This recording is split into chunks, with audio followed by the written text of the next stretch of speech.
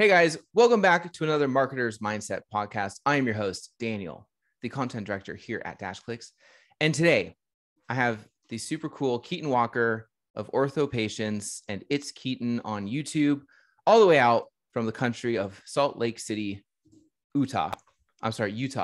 Hello, welcome, Keaton. Thank you for joining. I'm really excited you're here. Yeah, Daniel, thanks for having me on, man. Yeah, I'm super stoked. So I have kind of a bunch of questions to ask you because I really want to get the inner workings of what you do and stuff. So I want to kick this off by asking, what is it that you actually do and how do you generate revenue? Yeah, so I run two businesses. One is a coaching business and one is a marketing agency, but I started them in the opposite order. So marketing agency, I've been running for about 3 years now. And then the coaching business, I help people start their first marketing agency. Also some like marketing consulting if somebody comes through our funnel that needs that. But typically just people getting started out with their own agency. So on the marketing side, we work with orthodontists. That's our only niche. We have between 30 and 40 clients right now, all over the US and Canada. Wow. That need new patients. And so we generate leads for them using Facebook and Instagram. And then we also place the leads directly on their schedule. So we'll VPN, like get a VPN or a remote access to their practice management software and schedule it directly in so they don't have to deal with any scheduling conflicts there. On the coaching side, go ahead. Well, real quick, when did you start the marketing agency? Yeah, so 3 years ago in April. Wow. Scaled up pretty decently, I'd say. Thanks. Yeah, we should be like probably twice as big right now, but I enjoy the lifestyle a bit more than I probably should. Oh. So, but yeah, I'm happy with where it's at, and we've got a great team that does a good job. That's awesome. Takes care of most of the day to day. So tell me about I know I interrupted. Sorry. Tell me about your coaching side. Yeah. So that's what you mentioned. It's Keaton on YouTube. I release tutorials there about how to grow your agency. And the thing that I noticed is most people on YouTube are just selling a course for $997 or even, $2, $3, $4 grand. But the course, immediately after release is pretty much outdated.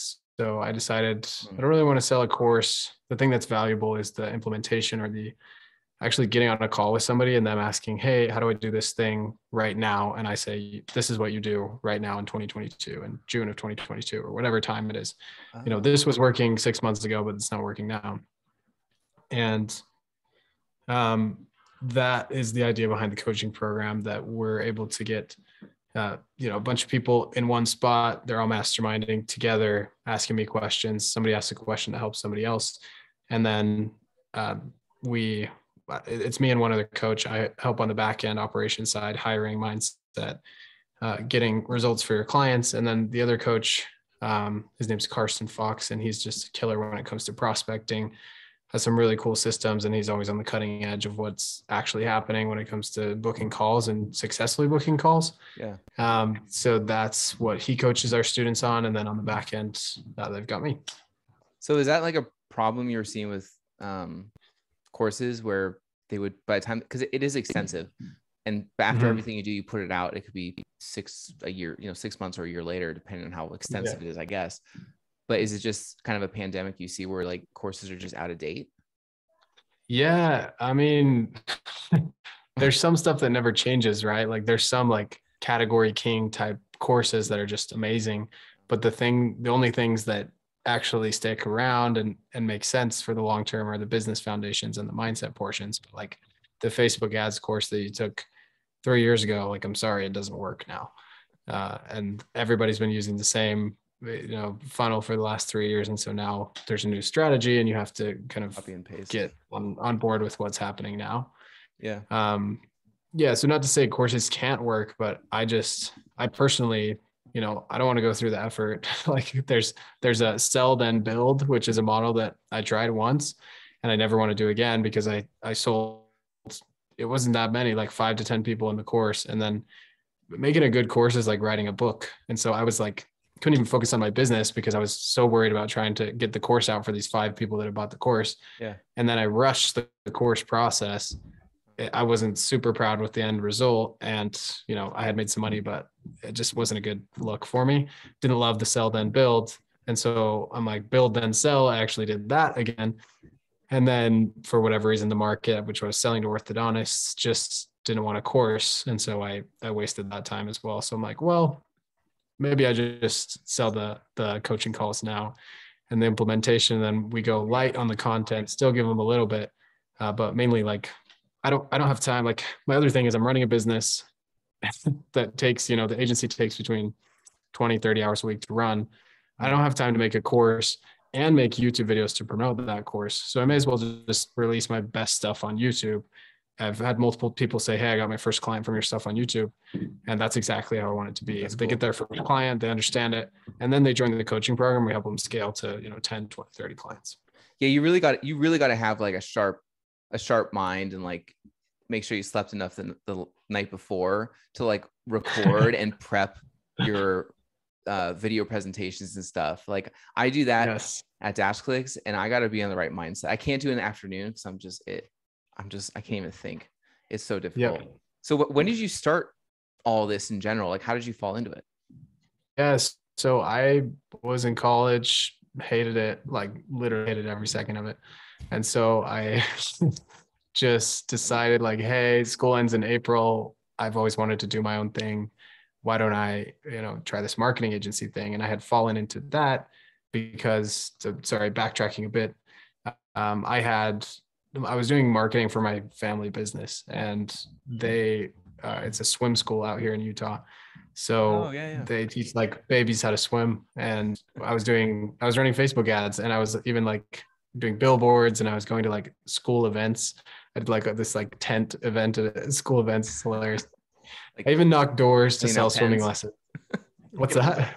Knocking on doors for swimming lessons. Yeah, knocking on doors. I think the school fairs were the funniest things because I like definitely was not prepared, and we just went with like, we'd like set up a pavilion or like a little tent thing and then play games and just kind of like get the word out and talk to people. But I noticed through this whole process that like the most measurable thing and the thing that I could do from a computer instead of having to go to a school fair and like waste time and energy and money on that and maybe see something, maybe not, was digital ads. You know, social media has just crushed it. And so I got really good at that. And about 10 months in, I was like, okay, I think I could start selling this to other people.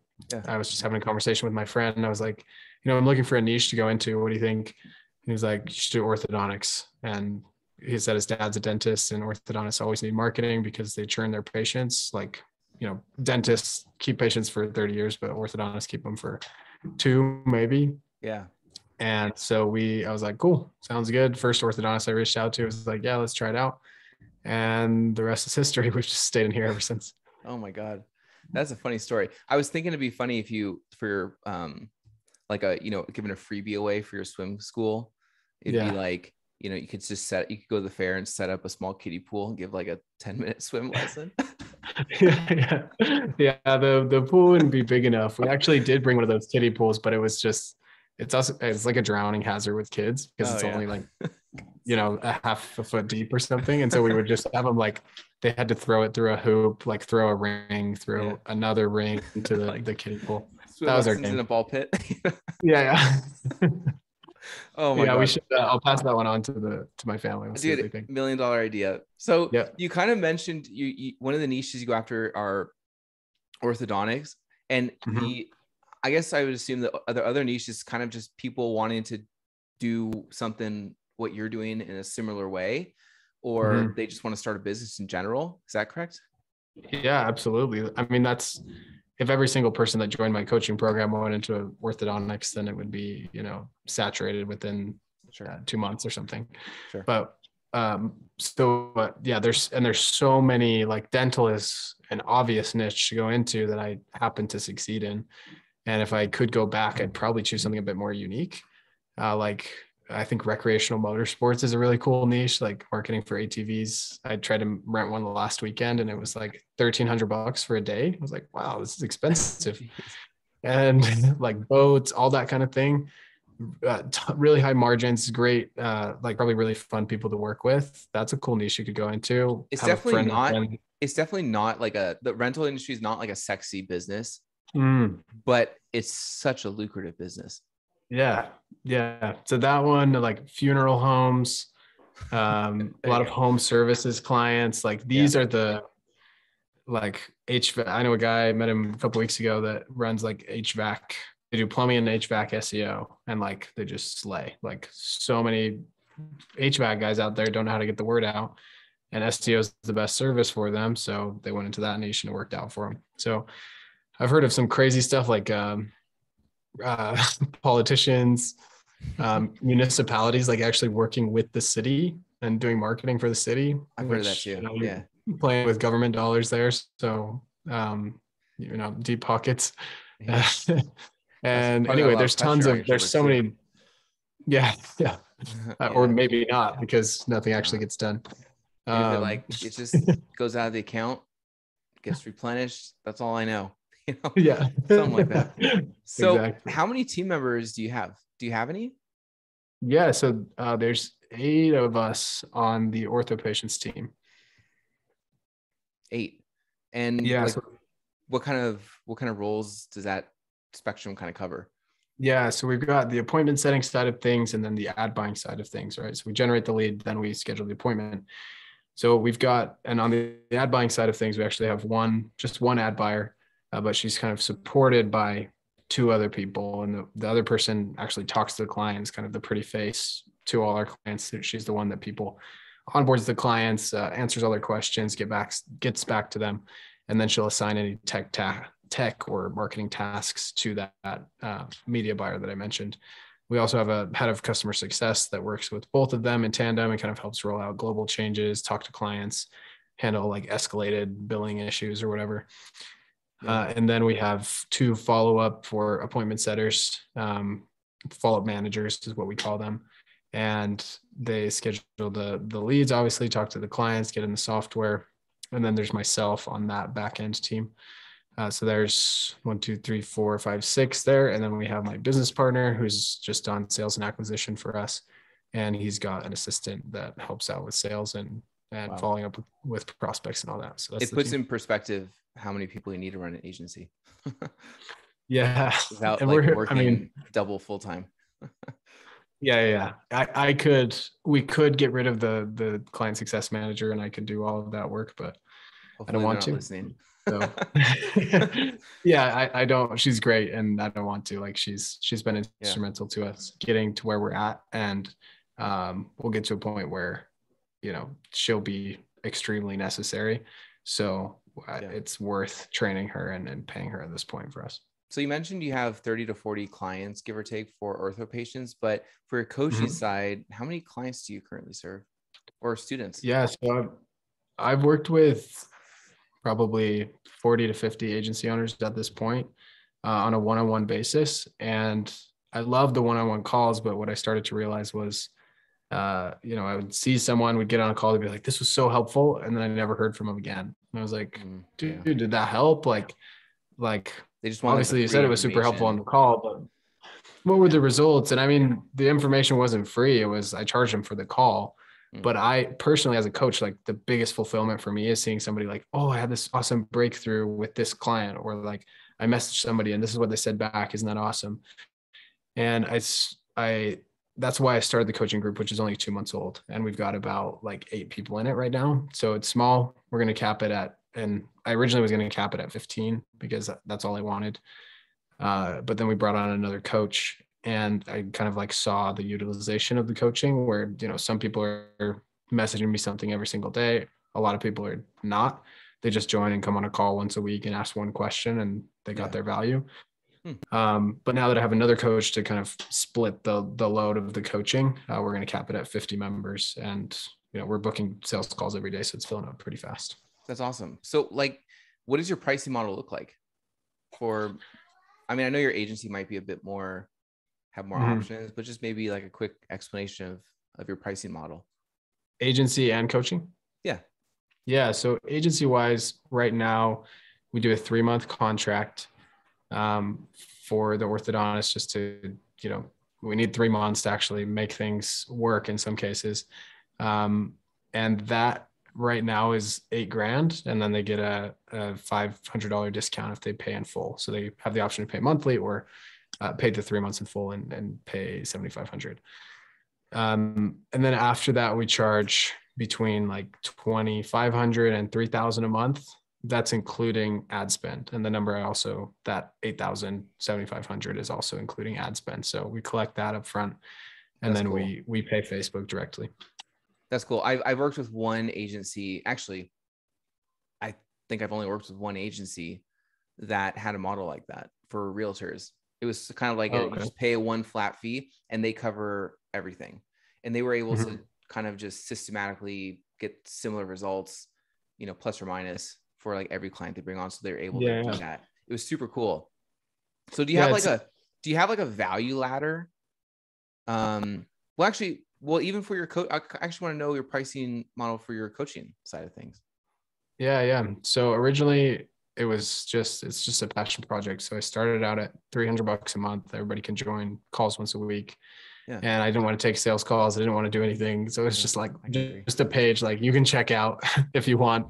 And that was going well, but then I ended up partnering up with the other coach. And so, and we have software access, which the software access itself is worth like $800 a month, but we have like both bulk discount deals on the software. And then we have the 2 coaches. And so currently the price is $900 a month. Got it. So how do you have like a value ladder? Like, do you just kind of have a simple, because it seems like your pricing is pretty simple. It's like a one entry point, it seems like, but do you have like lower products, or you build them up to the $8,000 pitch, or? Yeah. So I didn't actually know how to build out a value ladder. Like I was racking my brain for like literally 3 years trying to figure out. The only thing that had worked for me is like 1-1-1. That's how to scale. I talked to a friend. He's like $300,000 a month agency, one prospecting method, one service delivery method, one type of client. And that's how I scaled. And so that's sort of what I stuck to. And then about a month ago, I actually went to a software conference. It's a software for agencies that helps them they can white label the software and resell it to their clients. And I realized that there's a lot of opportunity to, like, there's a guy at the conference who was just reselling software for like $5,000 yearly fees. So he's just collecting like $5,000-$6,000 in a first one-time payment, and his fulfillment cost is literally like giving them an account to the software. And you know, he doesn't increase his prices, or he doesn't increase his cost at all on the back end. And I was like, that's crazy. There's got to be something to this. And so that is what we're building out. Yeah. That's what we're building out because it's not really worth it to be like, you know, and you think from a sales perspective, like the sales guy is always going to gravitate to like the lower end thing. And so if they start there and we still have to set it up, and like we could just be setting up the full thing, I don't know, it just didn't make sense to us. But the software side, like kind of having a software married with your services as an agency helps you become differentiated, because you can just sell people on the software, you know, $200-$300 a month, support when you need it. And then when they're like, this is cool, like I'm getting 10 to 15 extra inquiries a month because of this, you're like, awesome. How about we start running some ads and we could increase that to 30 to 40 a month? So like, yeah, sounds good. And that's what we're like, full transparency. We're rolling it out right now. So I don't have results on our end when it comes to that. But the current model we're considering is just software, no ads or anything on the first, on the bottom of the value ladder, then software with like a very basic ads package that takes us 30 minutes to set up. And it's just quite simple, and which some clients need, but we're typically just pitching the higher thing and then using those as downsells instead of starting them out on the bottom thing and then going on from there. Right. I feel like you can go both ways. It's kind of like you'll find someone you'll build a relationship. They'll pay the 8,000, or they just join the free thing, or they, you know, the opposite happens. So there's always buyer. Like there's enough people. Let's put it that way. There's no shortage. Yeah. So like, what's the biggest, or actually what's the number one thing that moves your revenue needle? That's a great question. So little nugget for everyone listening, and this was like the most life-changing piece of advice that I ever learned, I think ever in business. And it was just like, I was meeting with the consultant like 3-4 months ago.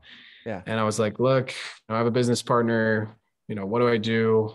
Like, we're sort of like stepping on each other's toes. I want to scale, but like it's technically his job to do this part of it. And it's my job to do this part of it. And as the business had grown, we had just kind of like taken whatever we wanted, right? Like, oh, that I'm good at that job, so I'll do that. Or it's easy for me to do that, so I'll do that. He was like, this is what you need to do. You draw a money sign in the middle of a piece of paper, and then you draw a triangle around that money sign. And then you picture every single task in your business as a ball falling on top of the triangle. It either has to roll to the right of the money sign, or it has to roll to the left of the money sign. So left meaning before they purchase, right meaning after they purchase. And he said, you need one business partner on one side and one business partner on the other side.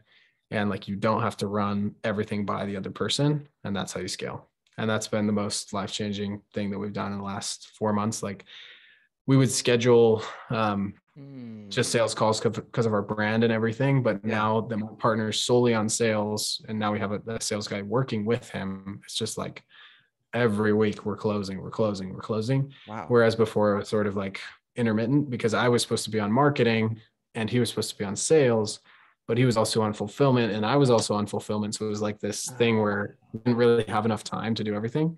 And now that we've split, like, we literally have a meeting once a week. I'm like, hey, how's it going on your end? He's like, good, this and this. I'm like, this is what's happening on our end. Maybe change this in the sales So pitch. there's no like dilution, if that's a word. Yeah, there's no diluting your responsibilities into like this blob. It's like it either goes to one side, which is your side, or it goes to the other side. Then you just kind of conjugate and chat it's about super clear. Happening. Yeah, it's super clear what's supposed to happen, why it's supposed to happen, and like who is supposed to do it. And you're not doing anything he's doing. Yeah, sales wise. And I used to like have all of our prospects on my phone. I'd be like, did you message this guy? Like, he came through this morning. And now I'm like, I just can't, even if he misses it, like, even if we miss the prospect, it's not my responsibility. I can't afford to have that headspace taken up because I'm busy trying to get results for our clients. And it's just been like, at a certain point, you can't focus on everything. And that's anybody starting out, like, if you know someone and you're going to go 50-50, you could do that. But if you start out, like, I have a friend that just started out and he's really good at sales, okay at fulfillment, just like sold, a lot of fulfillment. Like, he would respond to his clients in the evening because they'd just be selling from 9 to 5. He'd be on calls. And then he was like, okay, I need a partner to focus on fulfillment. And he brought him on for, I don't know how much percentage of his agency, but he was a partner. So he was, actively like engaged and wanted the clients to have success. Yeah. But he didn't. Now he just literally all he has to do is worry about how do we get more sales calls? How do we sell those calls? If I could give you a virtual award for best advice I've ever heard, I would. Wow. To be honest, that's fantastic advice. Because I feel like it's really good. I can't take great credit. And the visual is like perfect. Because I usually get advice that's kind of like just like vague and blunt sometimes. Yeah. I mean, the guests I've had have given great advice too and stuff, but like this one was just like something that I could just totally relate to. And it made me self-reflect on situations I've had where I'm like, why am I so swamped in things? I feel like everyone has that situation. And it sort of dabbles in like delegation a bit, but it's really more just cutting the cord or putting a non-breakable wall between roles. Yeah. And between, more specifically, like sales and fulfillment. And it's the best thing at least for this area, maybe when we scaled to $200,000-$300,000 a month, we'll be at a different place. But for going from, where we were at then, which was like $40,000-$50,000 a month. And last month we did 85, like that change has been enormous for us. So I assume that it could help anybody in any sort of situation. Well, it was definitely clear, but what do you have a name for it? The triangle method? Sure. I don't know.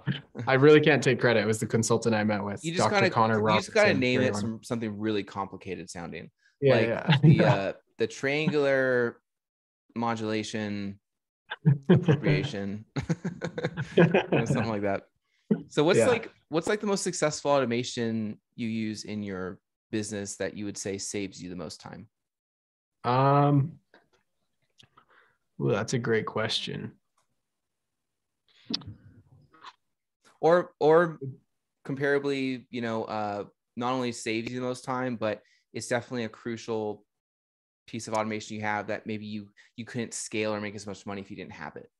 Yeah. So the marketing agency software I mentioned that gets people on the back end, like it's a CRM. So we manage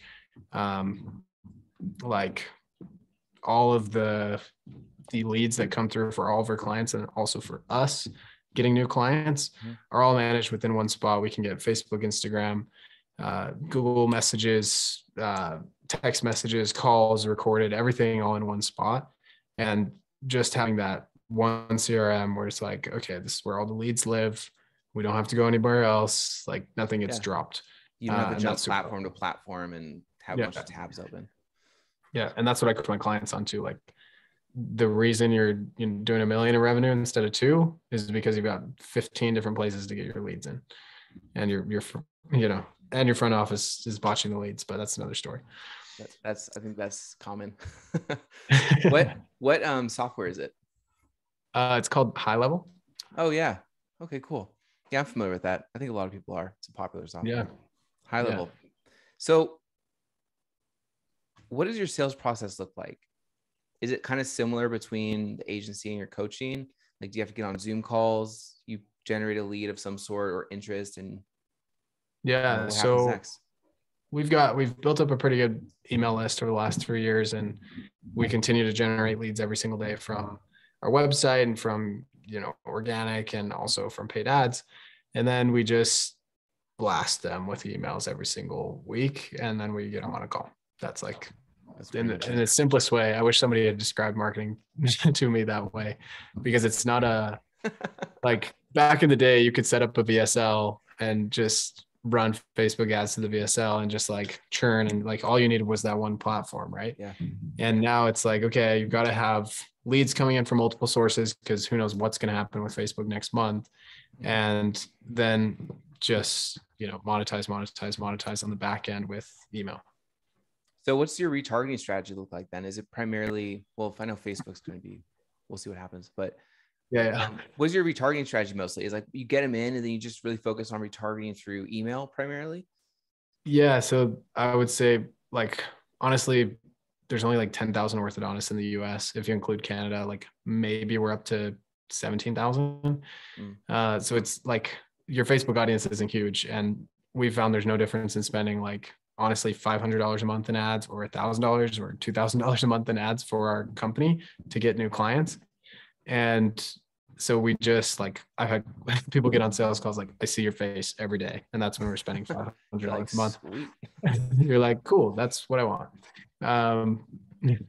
And so we just email, we found like, if you can get the doctor's personal email, like that's pretty legit. Like they'll respond to you, and it's not like a one-time thing. Like, oh, I messaged them. We've seen people opening our emails for 6 months and then they finally get on. Yeah. It's funny. I feel like marketing strategists listening might not like what you said. You're like, I wish someone just explained it like that simply, because they might be like, no.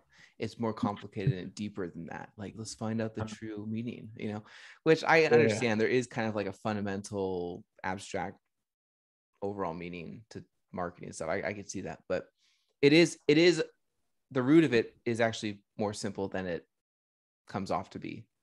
And it's, sorry, go ahead. No, that was pretty much it. It's a bit more simple than it comes off to be. And I just feel like sometimes that courses or people teaching it, it's hard to grasp because it seems so simple to just template an email and send it versus no, what do we put in the email? How do we say it? What kind of response is that going to trigger versus that?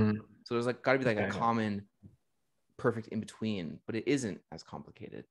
you know? Yeah. I heard a thing, I think it was Bruce Lee. He was like, at first I thought it was simple, and then I thought it was complicated, and then I realized it was simple. And Yeah. I think that's the growth of everybody learning anything. Like, you eventually get to the simplicity again, but you have to go through the complexity to get there. It's just, I think it's the same thing with knowledge. It's Mm-hmm. you know nothing, and then the more you learn, you feel like you know everything. Then the more you learn, you realize you know nothing. Yeah. As the island of your knowledge grows, so does the shore of your incompetence. That was more eloquently put. Yes. But I know it's crazy, but it really can't. Well, I think that's why a lot of people can find success using marketing tactics, because at the end of the day, you're really just like, all the tools that are available to you, high level or Google or whatever software, if you know how to use a mouse and toggle buttons and know what the buttons do, I mean, you can put a credit card in, hit the go button, put $5 million a day, and you got like an ad that's just out there. 5 million a day. I know it's kind of crazy, but that's my point. Like, $5 a day. Yeah, it's definitely been democratized. Yeah, it's just anyone can do it. It's stupid easy. So this actually is a good segue. I don't really know what the segue to this next question is, but I have another question for you. So in the past 12 months, you kind of touched on this a little bit, but in the past 12 months, how much revenue has your companies generated?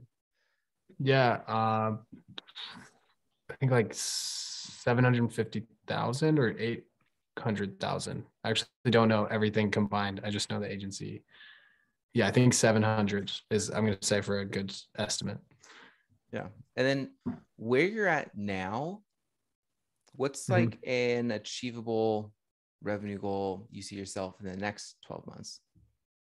Yeah. I would say with, like, I'm actually seriously rolling out the coaching now, which I wasn't doing last year. So I think alone, just the coaching, revenue wise, we could do, 200 to 300 this year. And then the agency will do close to $1 million. So I would say, like, total revenue generated across everything, I'd be really happy with. Anything over $1 million would be cool. It'd be my first $1 million year. But awesome. Between 1 and 5 is what we're shooting for. I'll definitely send you an award for that. Thank you. Yeah, that's cool. And that's only been 3 years, right? Yeah. That's phenomenal. That's really, really exciting for you. So, okay, to hit that revenue goal, what would be like the single most important thing you'd have to change? Yeah. Well, we made the change. That's the thing. We made the split of the partners, and that's what is making the difference. Like, we were sort of on track before that. And then the minute we made that change, it's like, this is game over. We're going to get there, because it's just focus. That's all it is. All business is taking your focus, putting it on the right things. And the difference between a beginner and an expert is the expert knows where to put his focus. The beginner doesn't. And so we're just focusing on the right things now. I'm hyper focused on getting everybody really good results when they come on board. And my business partner's hyper focused on getting as many people on board as possible. So you're actually executing the triangular trifecta. Yes, the trifecta. The trifecta. I'm not sure what the third part of the trifecta is. I have to be honest though, it is quite impressive and sort of validating to think, like, if you really just if you get out of panic mode and think that more effort in more places equals more progress, and just focus on one thing at a time, or just stay in your lane and then get someone else to do the other part between sales and fulfillment, let's say, it really, I mean, you're like living proof of it. It really does make a difference. Yeah. Simple. I mean, in theory, I'd say. Yeah. I can't believe how long it took me to learn it. Like, I used to think I had to do all my graphic design, or all my, build my own website. No one can do it as good as I can. Yeah.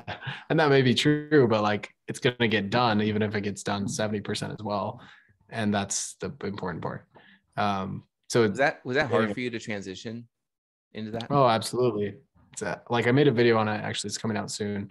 It's called, like, Everything You Think You Know About Business Is Wrong.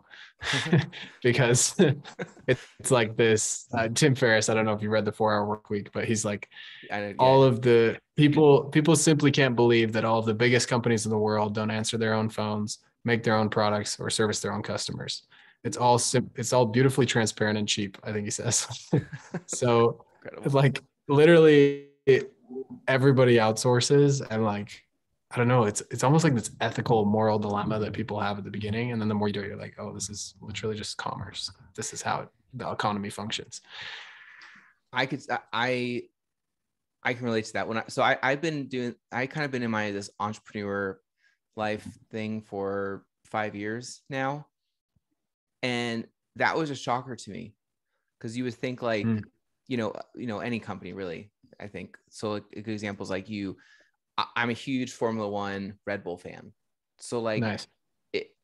One day I'm just going to have some little position at Red Bull just so I can say I worked at Red Bull, and I know if I got hired there and got in with their teams of whatever position it is, I know that I would be like, whoa, I thought all their employees were like US based, because you think large companies mean like domestic, but I'm sure I would be surprised. This is what I found out, that they outsource a lot of work. And it's kind of I think a lot of people, if they looked into it, a lot of people would be surprised too. Yeah. You don't necessarily expect that. Yeah. And I said that 70% thing, like maybe they'll do it 70% as well as you could do, but like there's a lot of people that can do it actually 200% better than you. And when you're first starting out, you don't have as much resources or cash to burn on somebody, but as soon as you can get somebody on board, like do it, because it's going to allow you to buy your time back so you can succeed. Yeah. I feel like the quicker you can peel that Band-Aid off, the better long-term it'll be easier to continually delegate and stuff. So for sure. I have one more question for you. And I asked everyone who's on this podcast the same question at the end. And just to give you context, a lot of people that listen to this podcast is like it's a plethora of different people. It's a spectrum. It's like people that are considering starting a business, that are working full-time or aren't, they're just like teenagers or something, or, there's people who just started, they have under 5 clients or whatever. And then we have the behemoths, and they're all making, hundreds of thousands of dollars per year or whatever it is. But a lot of them are just new people wanting to start or have already started, and they're just small. So like, I know it might be redundant now, but you did give amazing advice. But what would be like the number one thing you could give to someone just starting off who may not have a budget to get help, let's say, or maybe just bring on a freelancer? What would be like the number one advice you could give them to save years of wasted time? Yeah. That's a good question. It makes me think of a quote, like, if I could do it over again, I'd make the same mistakes, only sooner. That's like, if I could do life over again, I would do that. And I would just say everybody's got a really unique situation. And actually, like the very first, I'll give you a personal example. The very first course I ever bought was $1,500, and it was a complete waste of money. But I'm actually like grateful that guy, and the guy was emailing me like every day for 6 months. And then I finally bought the course. Yeah. And I'm actually grateful I bought that course, even though it sucked, because it was like, oh shoot, now I have to get my money back. Like, I've got to go out there and market. I've got to go out there and figure out how this all works. And so I'd say just fail fast, figure out, like, go to the experts in your industry, pay them. If it's not worth it, then it's not worth it. But you're paying for speed. And that's you got to pay down that time. You either pay in time or money, and you just got to pay in money if you want to, get anywhere relatively quickly. Yeah. So do the Elon Musk SpaceX method. Just blow a bunch of shit up, learn from it. Don't do it again. Yeah. But also pay for consulting along the way, because pay for consulting. They'll give you some nuggets as you go. That last thing I want to mention is it's funny you said that, because the first things I ever did was a $1,500 course too. I wonder if it's the same guy. I'll ask you after the podcast. But it was similar. It was kind of like I was expecting to end up with this result without the effort. Well, I didn't know how much effort to put in. So I just assumed the end result would be inevitable in the short term if I did the course. And it became sort of not realistic, and it became all these extra things. And I was obsessed. I think a lot of people get like this when they first start, obsessed with trying not to fail. So I was like, I would dip my toes in areas, not know the full picture, and still sort of blindly go that way. And if I would hint at, oh, this is not working out, I might just like go in a random direction and then just fail twice as hard because I was trying not to be in those situations because it's not pleasant. Such a good point. Such a good point. Yeah. So anyways, that was good advice. This was jam-packed of nuggets. So if there is one podcast where you could repurpose and pull out a bunch of nuggets, it'd be this one. You don't want to do that on like Instagram or whatever. Yeah, totally. Anyways, we have Keaton Walker of OrthoPatients and ItsKeaton on YouTube out of Salt Lake City. Keaton, thank you so much for coming on. I had a great time with you. Yeah, take it easy. Yeah, you too. Thank you. Not too easy though.